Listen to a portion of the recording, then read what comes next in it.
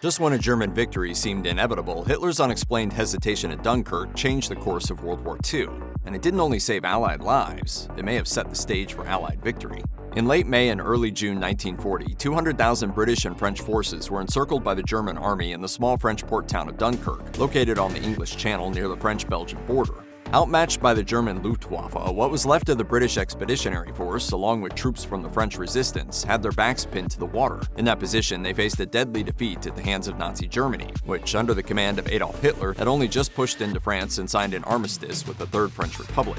Hitler, whose Wehrmacht overwhelmed France in just 6 weeks, accomplished what the German Kaiser could only have dreamed of during World War I. But what initially seemed like certain victory for Germany in the Battle of Dunkirk turned instead into a point of pride for British and French resistance forces fighting together. Just when an unchallenged German victory at Dunkirk seemed inevitable, Allied forces initiated Operation Dynamo. Although it looked like they were cornered, more than 250,000 British and French forces were rescued in a mix of private British vessels and Royal Navy ships. The success of the Dunkirk rescue mission is now immortalized by the phrase Dunkirk spirit. But it wasn't just Allied courage and ingenuity on the battlefield that secured their victory. The tables turned for the Nazis at Dunkirk because of a major tactical mistake made by Hitler and his generals. German forces had the upper hand at Dunkirk with a lethal combination of superior air power from the German Luftwaffe and ground forces led by Nazi panzer or tank divisions.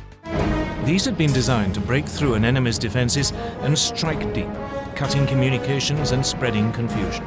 Early on in the war, these forces combined to wage the Nazi Blitzkrieg, or Lightning War. Allied field commanders had never seen anything like it, and at Dunkirk in 1940, it seemed like the devastating Blitzkrieg strategy made German victory a near certainty. On May the 23rd, General Alan Brooke, commander of British II Corps, wrote, "Nothing but a miracle can save the British Expeditionary Force." Then, as fast as Germany had stormed into France, destroyed most resistance, and pushed what remained northward to Dunkirk, Hitler decided to hold his Panzer Division for 36 hours before striking. This gave Britain valuable time to regroup and evacuate. If he just kept up the pressure, the course of World War II might have changed. So with victory within his grasp, why did Der Führer suddenly show restraint? Theories about what Hitler was thinking at Dunkirk vary. According to Newsweek, the Nazi leader told his generals, "It's always good to let a broken army return home to show the civilian population what a beating they've had." This could explain Hitler's strategy. One British general was bewildered by the Germans' hesitation when they had their enemies cornered. According to the Daily Beast, he remarked, "It is almost fantastic that we have been able to do it in the face of all the bombing and gunning.